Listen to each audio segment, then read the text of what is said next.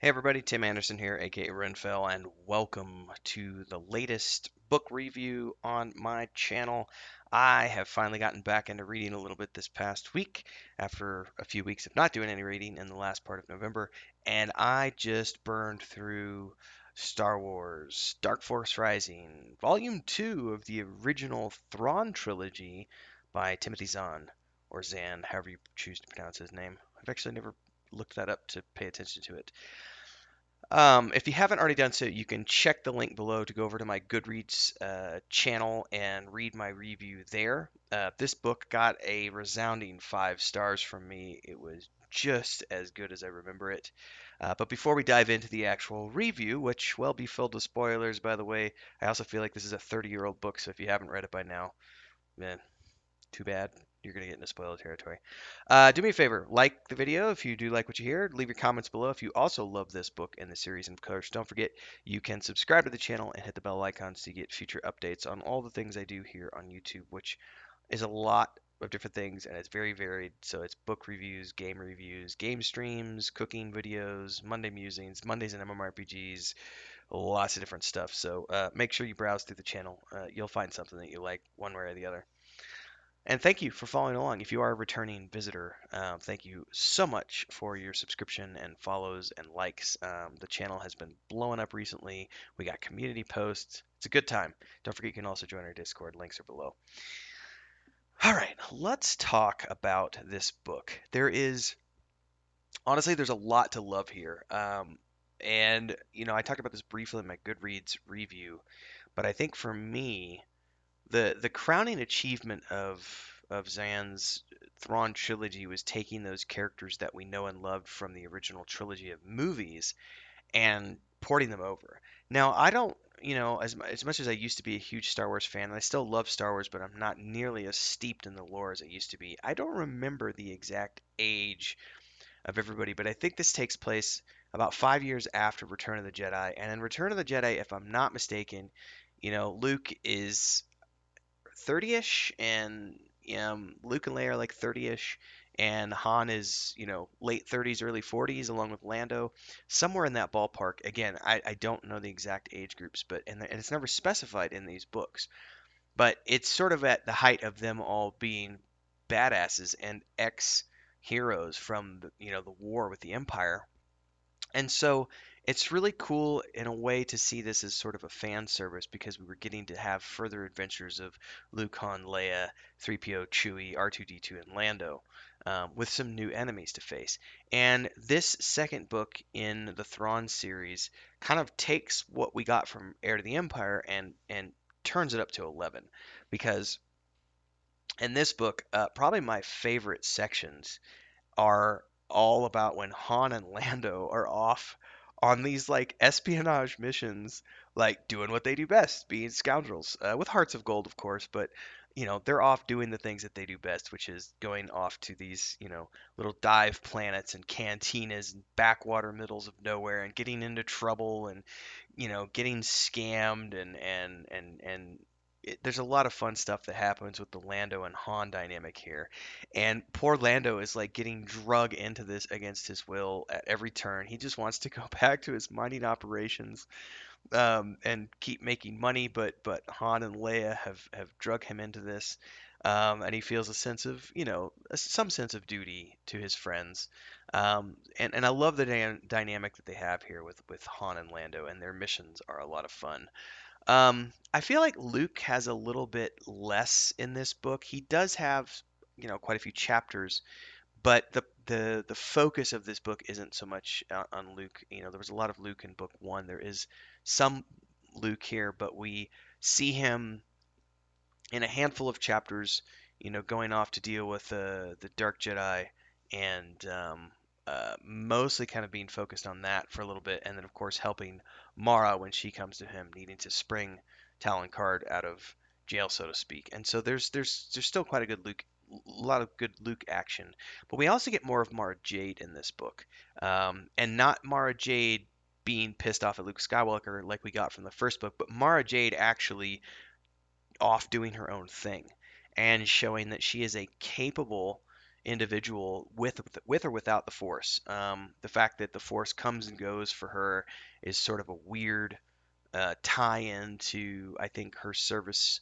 to the Emperor, and the fact that he's no longer around. That I think that kind of traumatized her in a way and kind of severed her connection with the Force.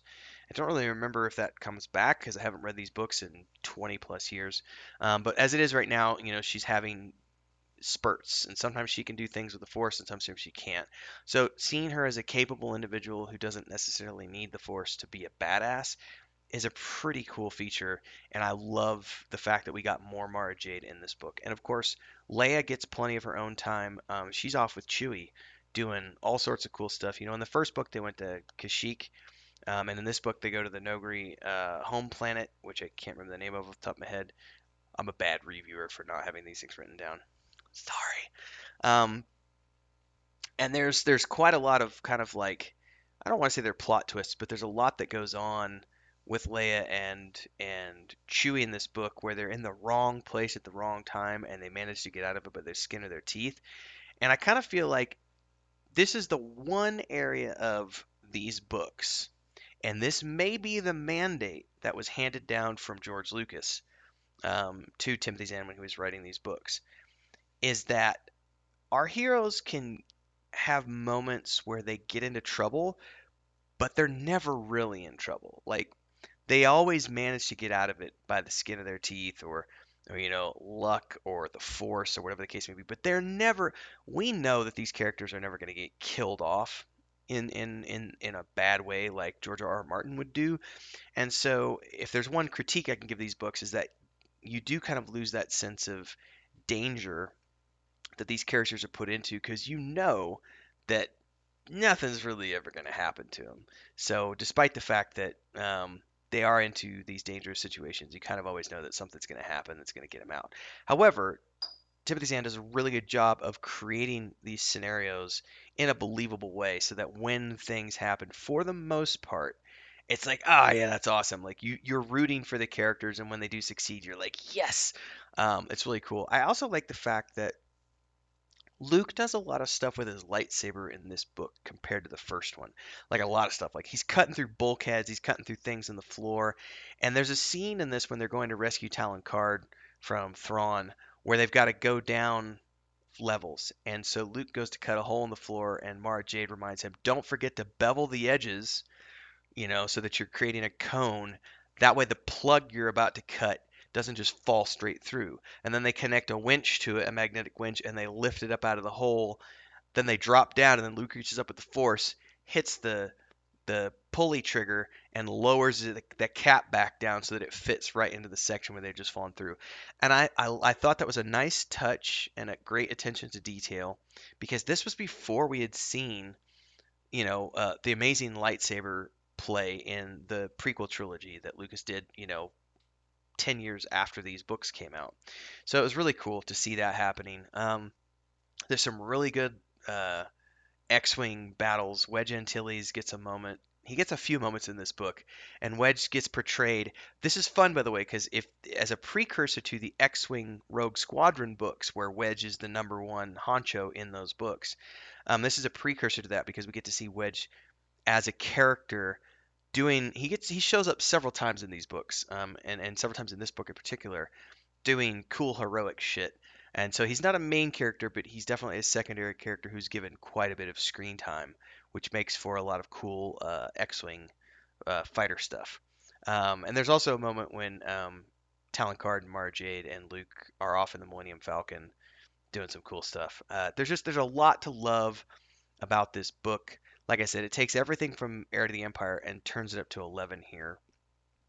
Um, the storyline is a little heavy-handed about the Dark Force, like this fleet of dreadnoughts, because the way it's portrayed when Card first announces it is like, oh, it's this super secret thing that only he knows about. And as the book unfolds, it's like, oh no, everybody knows about it. Like lots of people know about it. Lots of people have access to that information. General Bill Ebis has 3 of the ships. Like it becomes this thing that's a lot less of a big deal than we thought it was. And then when they get to the end and we realize that, oh yeah, out of the hundreds of ships that were supposed to be there, there's only 15 left. Where did they all go?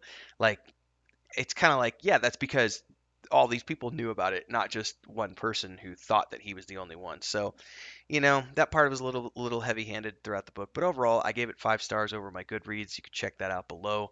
Let me know what you thought about this book if you've read it before and if you enjoyed it. And of course, if you're still here at the end of this, let me know with a big like, comments below. Subscribe to the channel, hit the bell icon so you get future updates on book series and all the other things that I do. And don't forget, you can join our Discord with the links below. And thanks so much to everybody for hanging out. I appreciate it. Stay safe, stay healthy. And we're getting close to the holidays, so hopefully everybody's getting ready to have a cool holiday season, a relaxing holiday season after a stressful couple of years with pandemic stuff. Mask up, be safe. See everybody in the next episode.